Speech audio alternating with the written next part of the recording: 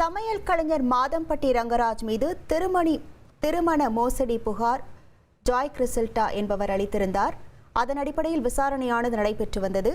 மாதம்பட்டி ரங்கராஜ் மீது உரிய சட்டப்பிரிவில் வழக்கு பதிவு செய்ய வேண்டும் என பரிந்துரையானது வழங்கப்பட்டிருக்கிறது. சென்னை காவல்துறைக்கு மாநில மகளிர் ஆணையம் இந்த பரிந்துரை கடிதத்தை அனுப்பியிருக்கிறது. முழு விவரங்களோடு இணைகிறார் நமது செய்தியாளர் சாலமன். வணக்கம் சாலமன், அந்த பரிந்துரை கடிதத்தில் என்னென்ன குறிப்பிடப்பட்டிருக்கின்றன விவரங்கள்? திருமணம் செய்து கொள்வதாக கூறி மாதம்பட்டி ரங்கராஜ் ஏமாற்றி விட்டதாக ஆடை வடிவமைப்பாளர் கிறிசல்டா என்பவர், ஜாய் கிறிசல்டா என்பவர் காவல் ஆணையர் அலுவலகத்தில் கடந்த சில மாதங்களுக்கு முன்னதாக புகார் அளித்தார். இந்த புகாரின் மீதான விசாரணையை பெண்கள் மற்றும் குழந்தைகளுக்கு எதிரான குற்றத்தடுப்பு பிரிவு துணை ஆணையர் அலுவலகத்தில் நடைபெற்றது. இது தொடர்பாக இரண்டு தரப்பினரும் சம்மனின் அடிப்படையில ஆஜராகி விளக்கம் அளித்தனர்.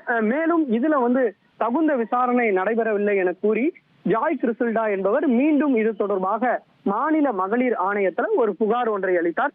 இந்த புகாரின் மீது விசாரணையானது நடைபெற்று வந்த நிலையில இது தொடர்பாக இந்த பெண்கள் மற்றும் குழந்தைகளுக்கு எதிரான குற்றத்தடுப்பு பிரிவு அலுவலகத்துல மாதம்பட்டி ரங்கராஜ் மீது ஒரு வழக்கு பதிவானது செய்யப்பட்டது. இரண்டு பிரிவின் கீழே மோசடி உள்ளிட்ட இரண்டு பிரிவின் கீழே வழக்கு பதிவானது செய்யப்பட்டது. இந்த நிலையில இந்த விசாரணையானது இந்த மாநில மகளிர் ஆணையம் அலுவலகத்துல நடைபெற்று வரக்கூடிய நிலையில இது தொடர்பாக ஜாய் கிறிசல்டா என்பவர் ஒரு தகவலை ஒன்று அந்த மாநில மகளிர் ஆணையத்துல ஒரு முன்வைத்தார். குறிப்பாக இந்த இரண்டு பிரிவுகளும் ஜாமீன்ல வெளிவரக்கூடிய பிரிவு என்பதால ஜாமீனில் வெளிவர முடியாத பிரிவுல மாதம்பட்டி ரங்கராஜ் மீது வழக்கு பதிவு செய்யப்பட வேண்டும் என அவர் அந்த கோரிக்கையை மாநில மகளிர் ஆணைய அலுவலகத்துல அவர் வைத்திருந்தார். அதன் அடிப்படையில தான் இன்று மாநில மகளிர் ஆணையம் ஒரு பரிந்துரை கடிதத்தை சென்னை காவல்துறைக்கு அனுப்பியிருக்கிறது. அதுல இவர் மீது, அதாவது மாதம்பட்டி ரங்கராஜ் மீது பல்வேறு பிரிவுகள்ல வழக்கு பதிவு செய்யப்பட வேண்டும் என அந்த கடிதத்துல குறிப்பிடப்பட்டிருக்கிறது.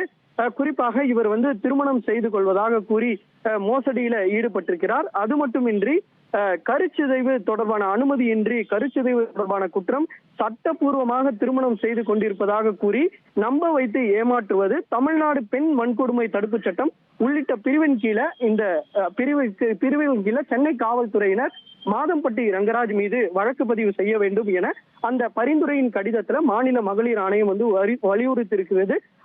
அதே போல இவர் ஏற்கனவே இந்த மாதம்பட்டி ரங்கராஜ் என்பது தனக்கு திருமணம் நடைபெற்று பிறந்த குழந்தை தான் எனவும் மாநில மகளிர் ஆணையத்துல அவர் தெரிவித்த நிலையில தற்போது அடுத்த கட்ட விசாரணையை காவல்துறை நோக்கி நகர்கிறது.